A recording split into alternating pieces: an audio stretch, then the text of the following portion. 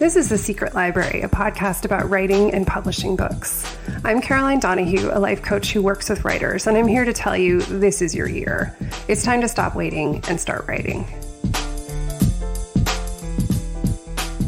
The Secret Library podcast is brought to you by the show's merry band of Patreon supporters. Even while the show is on hiatus, supporters still get solo episodes and access to custom Q&A audio from behind the scenes of my novel writing process. You can check it all out at patreon.com/secretlibrary. And an update, if you hadn't heard from last week's episode, the show is going on hiatus for the remainder of 2019 after the July 4th episode.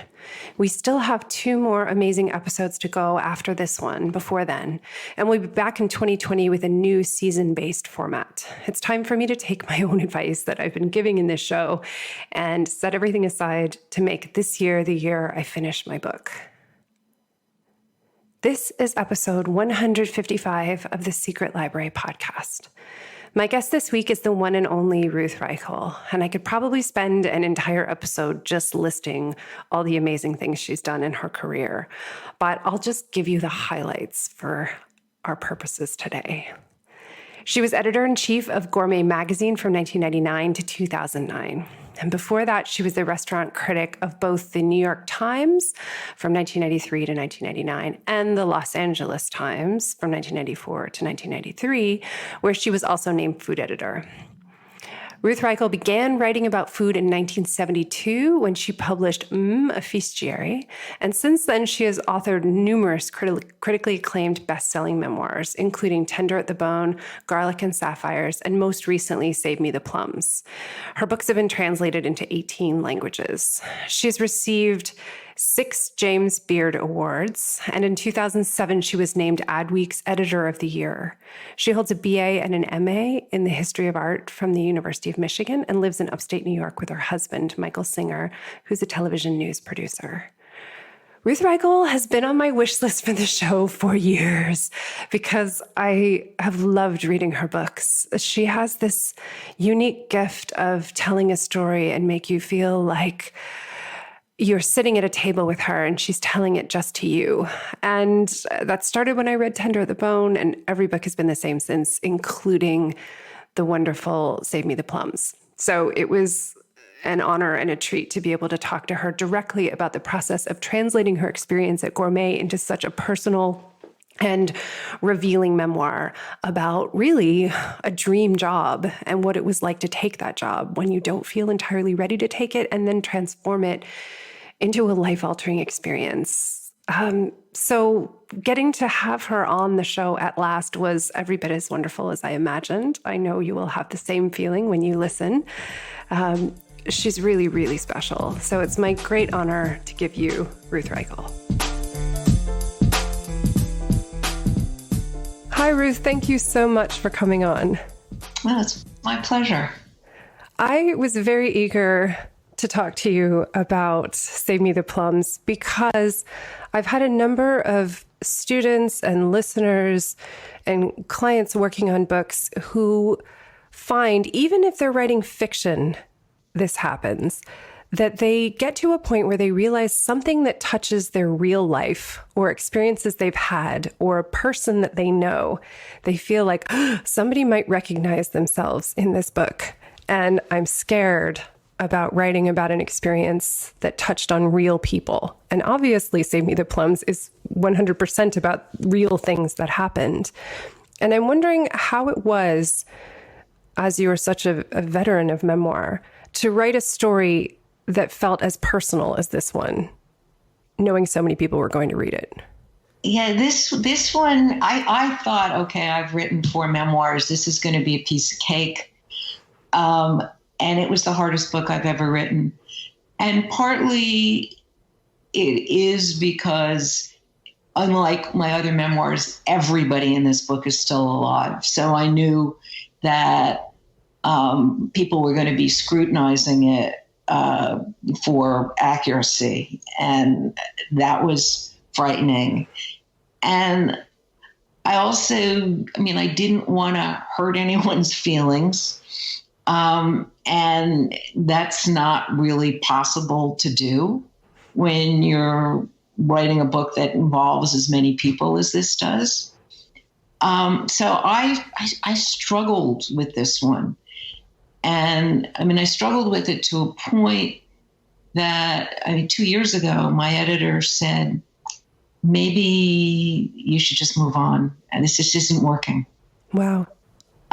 Because I was trying so hard to not make any mistakes. And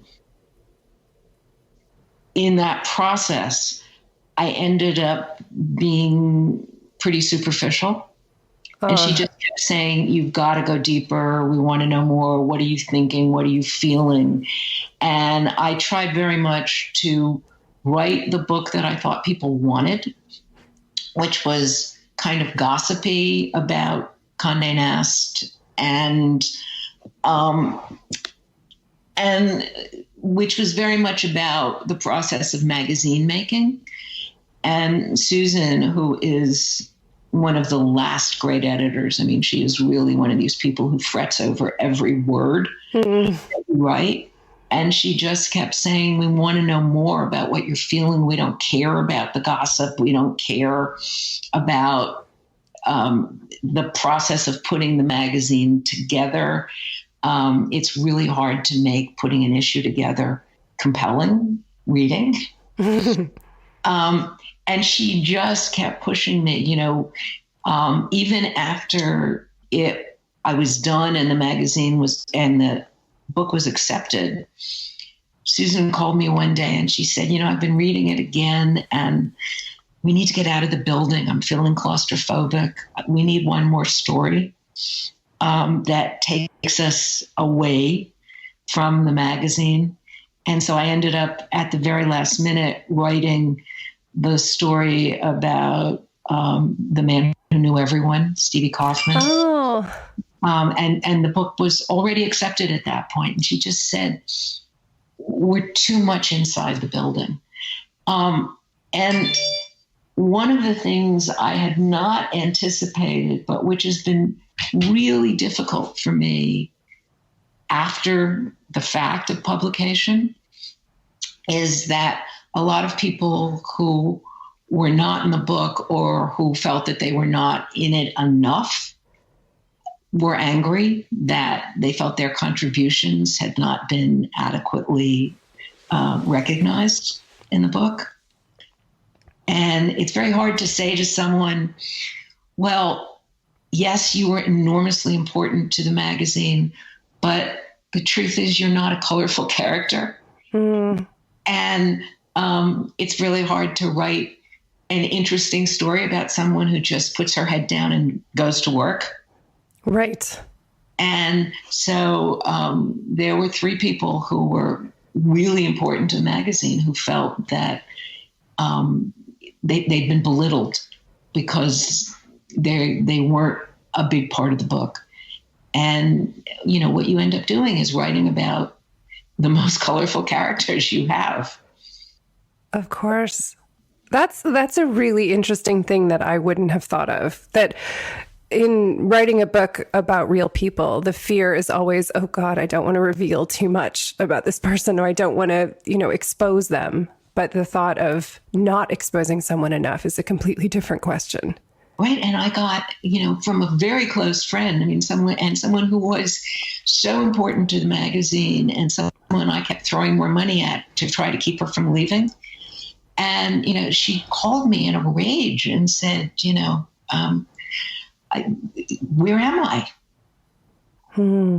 And I felt terrible. I mean, she actually called me when I was right at the beginning of the tour. She had just read the book and I was about to go on stage and she called me and I picked up the phone thinking she was going to tell me how much she loved the book. And she just unloaded on me. Oh no. And I went on stage shaking, but because it was not something I'd anticipated. So that's a hidden pitfall. And then, there are a couple of people who are nice people, but who, I worried about, I don't pay very kind portraits of them. I have not heard from any of those people. Interesting. So how was it in the process of writing it? Because this is sort of the place, I imagine that you were imagining this point in time a lot as you were writing the book. And at what point did you know that this was going to be a book? I'm not sure I ever did because, I worked so long on it. And at the point that Susan said to me, maybe you should just move on and just, move on to your next novel and put this aside. And then I had to really have like a come to Jesus moment with myself where I thought, what is the point of writing this book? I mean, forget the fact that I've, got a contract for it and that I know people want the book, but what is my reason for wanting to write this book? And at that point, when I got that there were 4 main things that I wanted this book to do, and when I knew that and started driving towards that, I knew I had a book. And, I knew that in the process of writing the book, I had sort of gotten beyond my both my depression and my anger about the closing of the magazine. And at that point, I realized that the opportunity that they had given me, those 10 years at Gourmet, were extraordinary. That Condé Nast had literally, Cy Newhouse had literally handed me a magazine and said, make it great, do whatever you need to do and we'll support you. And they did that. And that those days were gone, that I don't think anybody's ever going to have that opportunity again.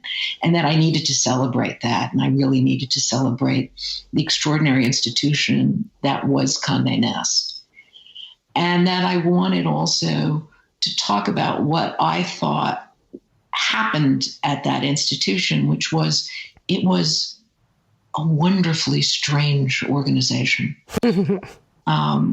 And that as it became more corporatized and the bean counters came in, it lost everything. So I really wanted to celebrate odd institutions, which are run by quirky people. And I wanted to write about those 3 really interesting men at the top of Condé Nast when I got there, and what a wonderful love-hate relationship they had with each other and why that worked. And I also wanted very much to write about this moment in American food where it suddenly went from being the province of a very select group of rich people to popular culture that belonged to everyone. And that the magazine was very much about celebrating that moment and taking the magazine into that new place. I wanted to write about that. And then I also wanted to write about what it was like to be a woman with no understanding of how to be a boss, no management training at all, and a working mother, and how I learned both to be a boss and to manage people, and also how to try and balance my life as a mother and a worker. And so at the point that I knew that that was what I wanted the book to be about, I knew I would have the book. I wondered, because some of the moments that you expand upon in Save Me the Plums were present in smaller doses in My Kitchen Year. So I had this vision of these books almost sort of simmering on the stove in your consciousness after Gourmet closed. And I wondered, were they cooking at the same time and they happened differently, or how did that process happen? Well, the first thing I did was write my novel, Delicious, which was, I had always said if I didn't have a day job, I would write a novel. So suddenly it was like, okay, I'm going to write a novel. But I knew, I had already sold the idea of the gourmet memoir. I knew I was going to do that. So it was sort of lurking back there. But my kitchen year was just a gift. It was completely organic. It, unlike either Delicious or Save Me the Plums, my kitchen year was easy. It just wrote itself. It was really, Bill Sertle, our travel editor, just sort of said to me, why don't you write a cookbook? And bingo, it was there. The tweets were there. The whole notion of, yes, I had basically been unable to write for the first year, and I'd gone into the kitchen and just cooked. And that was the only completely easy book I've ever written. And it was almost unedited. I pretty much turned it in, and except for the fact that I hadn't wanted to have photographs in it, I just wanted it to be a reading book. And in the end, Susan insisted that we had to photograph it.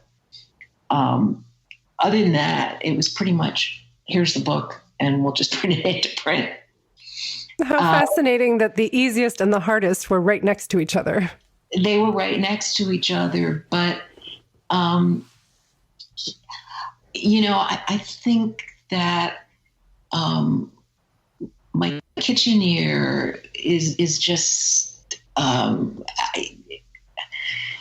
it was just me unloading on the page, whereas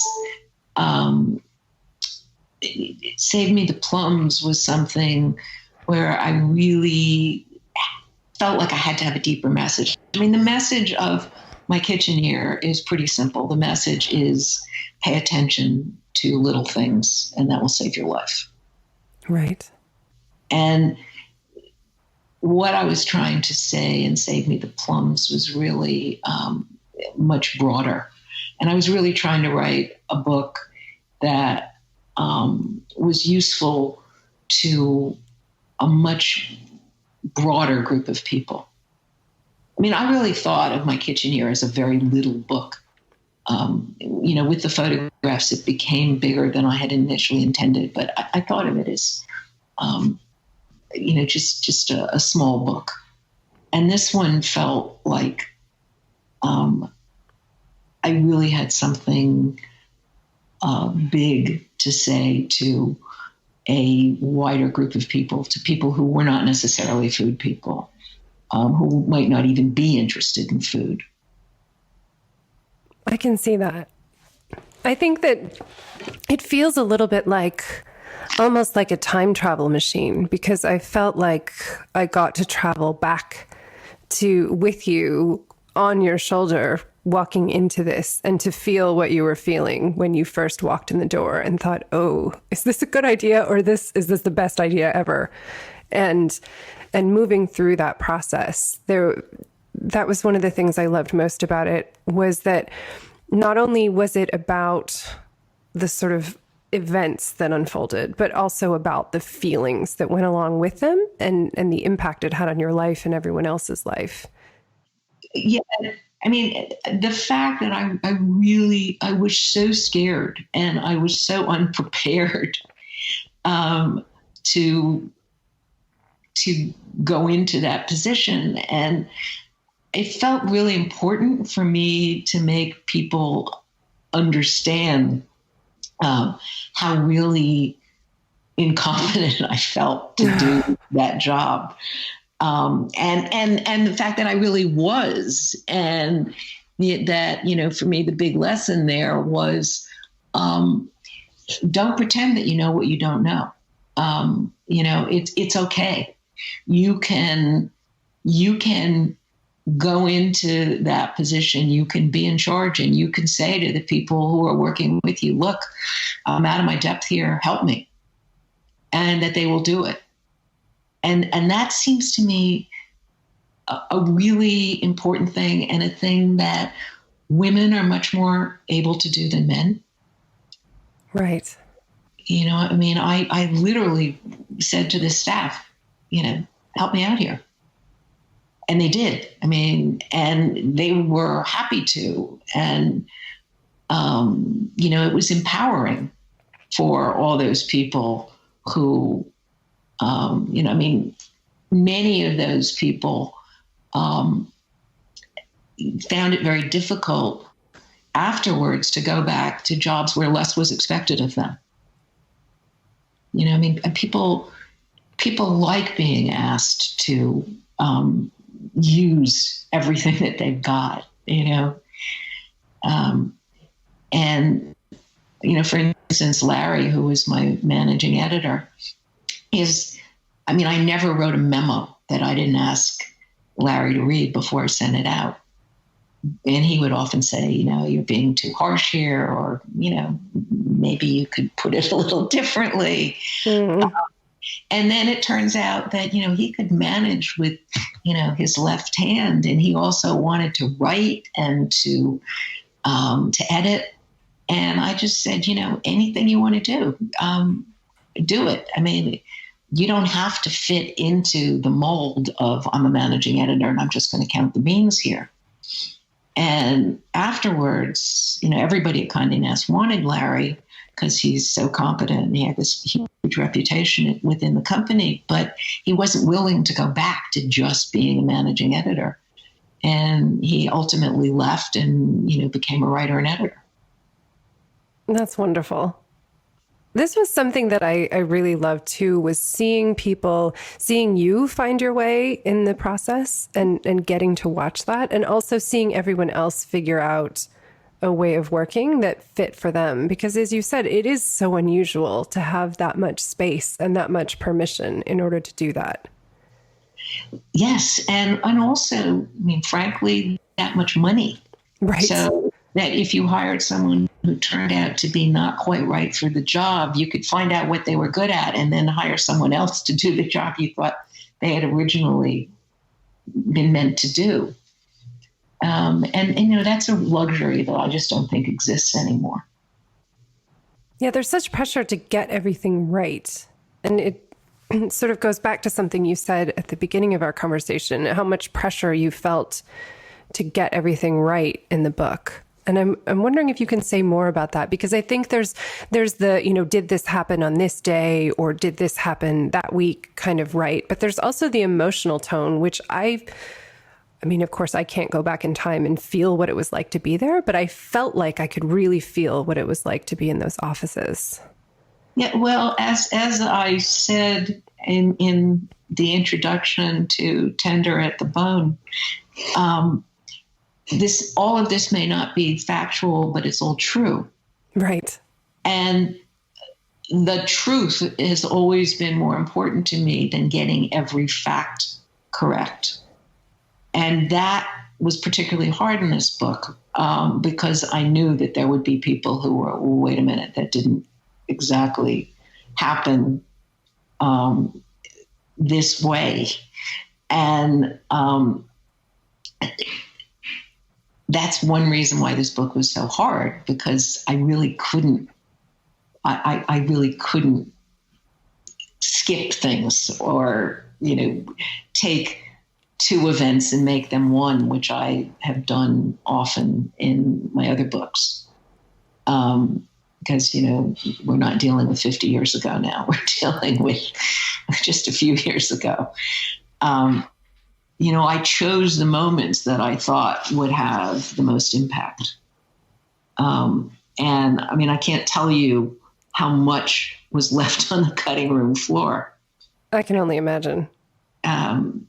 I really wanted to write about putting together certain issues, special issues. Well, it just doesn't make great writing.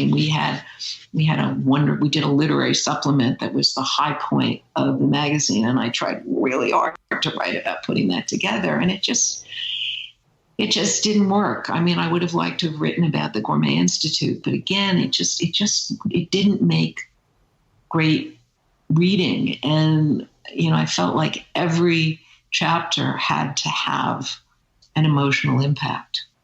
So how did you continue? How did you keep going? Or what was your process in terms of writing the chapters when you had, I'm sort of picturing all of these people that you knew either sitting on your shoulder or hovering in the background in your mind, knowing that they were going to read it. How did you kind of give yourself some space in order to write anyway? Well, I mean, what I always do is say, you can write it. You don't have to use it in the end, but you can write it. And so I never stop myself from writing something, no matter how far out on a limb I'm going. And, you know, and then you go through it in the end and say, okay, am I going to work with this? Okay, I've written something where I've played fast and loose with the facts. How am I going to make this completely factual, or do I have to leave it out completely? So, I mean, I start by giving myself permission to write anything. And then I backtrack.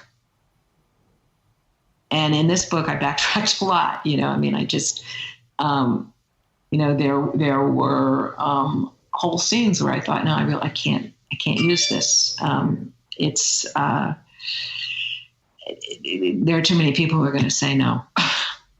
So how long did it take you to get through kind of a first draft that you wrote for yourself versus its sons? Well, I mean, there was one whole first draft that I spent about 9 months on, sent it to my agent, and she called me and said no. Oh, wow. You are, and it was one that was written from a modern perspective. It was written from right now, but looking back. And she said, no, that this isn't working. One, you're still too angry. The tone is snide, and that's not going to work. And I don't know that this whole, you know, assessing now something from the past works. She said, you know, your books are always so immediate, and I think you've got to recast it. So that was take one, and that never even made it to my editor. Wow. That was just my agent saying no.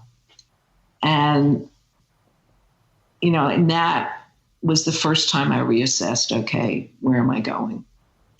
And then at the moment where my editor said, you know, maybe you should move on.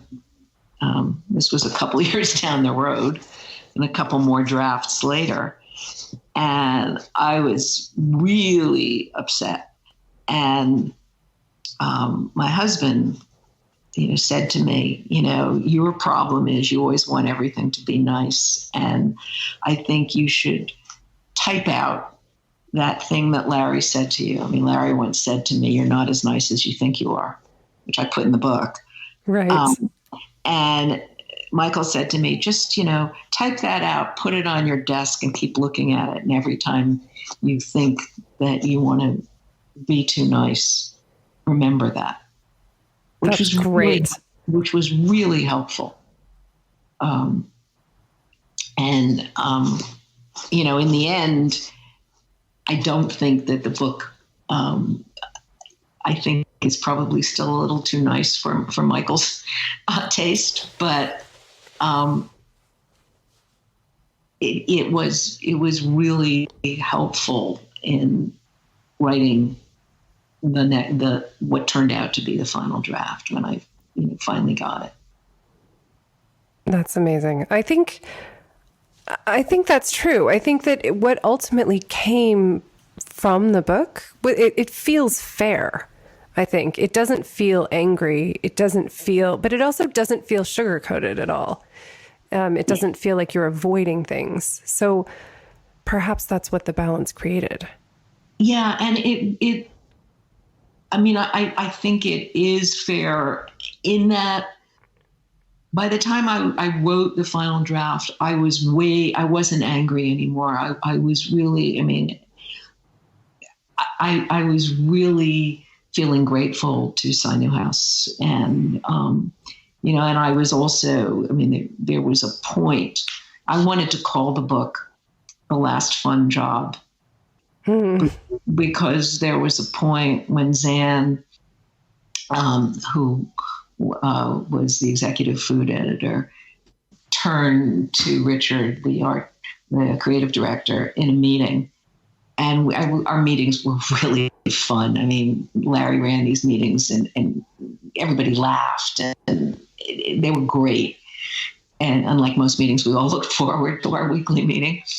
And at one point, Zan turned to Richard and said, "Can you believe that they pay us to have this much fun?" And, I wanted to celebrate that that job was so much fun. And I think not just for me, and I'm sure it wasn't fun for everyone, but I think it really means something that the magazine has been closed for 10 years and we still are in constant contact with each other. That's wonderful. And, I think for many of us, it was a kind of freedom that we'd never had before and we'll probably never have again. I think that there was something important about that also, that this process of writing the book, it feels like mourning a death. When you have that kind of connection and that many people connected around a magazine, it really felt like a death when the magazine closed in the way that it was written. And I've been in positions with jobs where they've suddenly changed like that. And it does feel like a death. And I'm wondering, how did the process of writing the book, it sounds like it changed your relationship to that loss? It did.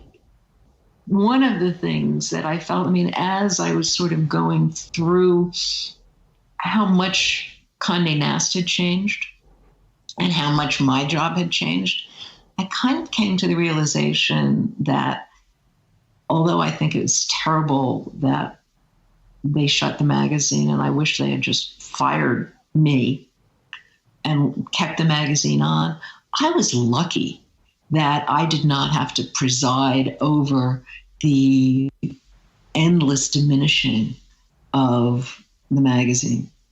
And, we went out on a high point before,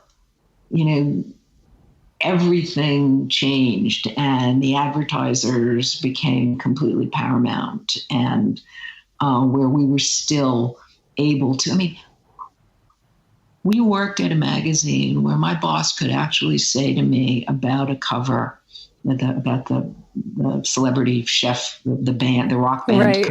that we did, where he could actually say to me, "This is going to be a newsstand disaster, but you should do it anyway because it's important." No one would ever say that today. And I got to leave the magazine when people were still saying, do the important thing. And that's, for me, a stroke of luck. And I think for all of us on the staff, we didn't have to watch the magazine dwindle into a shadow of its former self. That's true. I think there were a lot of moments like that. Like I'm thinking about the fish on the cover and the risks and the opportunity to take a risk and find out what happens rather than preemptively not doing it. Yeah. And they just, and David Foster Wallace. And, yes. There were a lot of moments like that where they basically said, just do it. And, what an amazing thing. So, that's what happened to me in the course of writing the book. I came to realize how extraordinary that moment had been.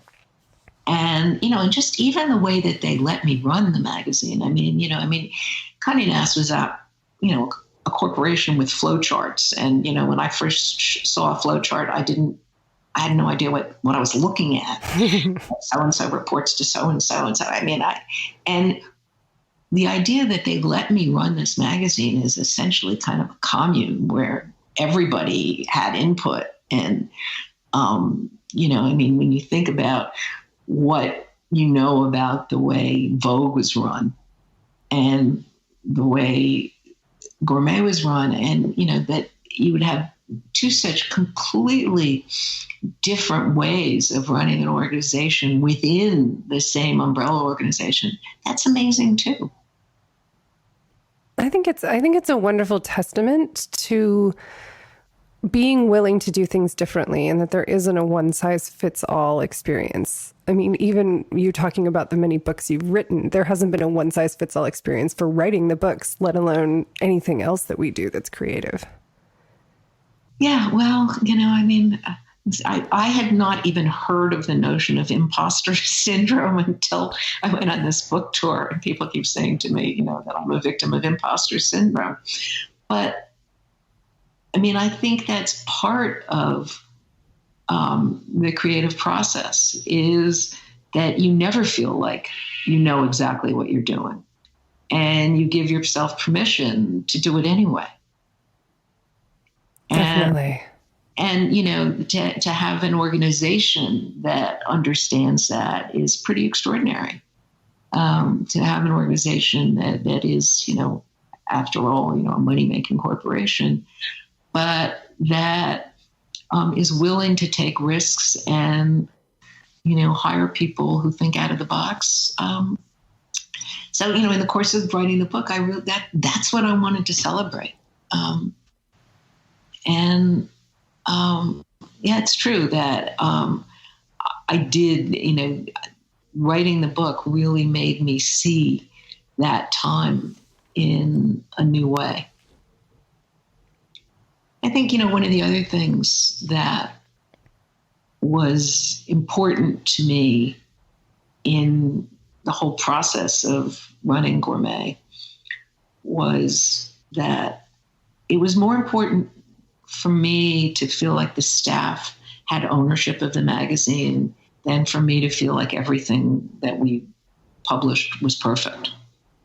So I often ran pieces that I didn't like very much myself.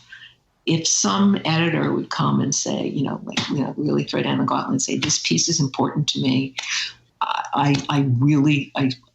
think you're wrong and you're not liking it, I would run it, because I didn't feel like it was my magazine. It was our magazine, and it felt important for everybody who worked there to feel like it was their magazine. So you read about like Tina Brown, tearing up the New Yorker at the last minute because there's stuff that she didn't like in there. I would never have done that. Yeah, it's fascinating how different they all are, all of the magazines that we know, and how different the culture is, and how fascinated people are with the culture that's happening inside the making of it. Yeah, because I think everybody understands that, the magic of magazines is it is the most collaborative work you can possibly do. You're all interdependent. And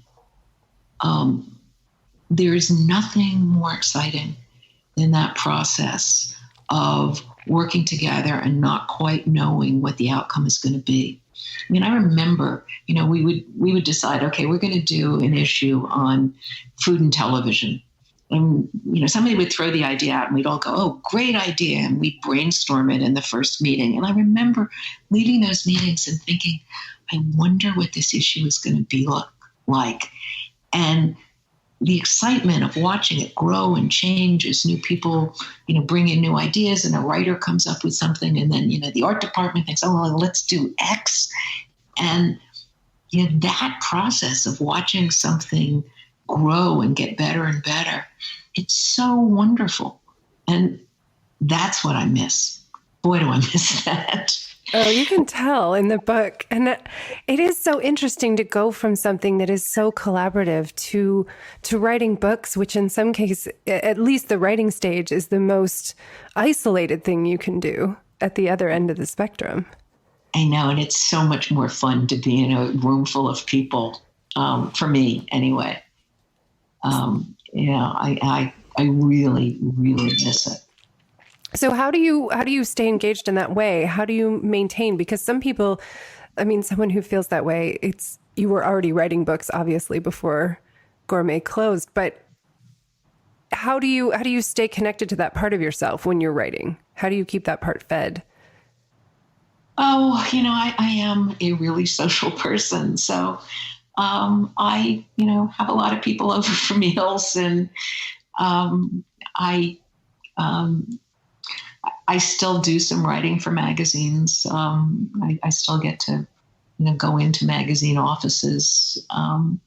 And, for instance, one of the great things about doing my kitchen year, although I fought like crazy against the notion of having photographs in it, when I finally said, okay, we'll do photographs again, there it was, there I was with Mickle, in this wonderfully collaborative time. And I was just, he would come up for like 3 days every few months, and we would just work like crazy for 3 days. And I would think, this is what it was like working with someone. It's so much fun. That's great. Well, I'm so grateful that we've had this time to talk about the book. It's a really special book. And as you said, it goes so far beyond food. It's about work and collaboration and creativity and so many things. So it's wonderful to hear your thoughts as you were creating it. Well, thank you so much. I mean, this has been unlike any other interview I've done. I'm feeling like maybe I said too much, but it's been really interesting for me. Thank you for listening to the Secret Library podcast. The show is produced by me, Caroline Donahue, and Frederick Barry McWilliams Jr., my tireless audio engineer. To get show notes for this episode and all other episodes, please visit secretlibrarypodcast.com. To get updates, literary love, and notification when new episodes are posted, sign up there for Footnotes, my newsletter. And to learn about life coaching with me to work on building your writing life, visit carolinedonahue.com. If you enjoyed this episode, please share it with a friend. Gold stars to everybody who leaves a rating and review on iTunes. We're so grateful. Until next time, happy reading.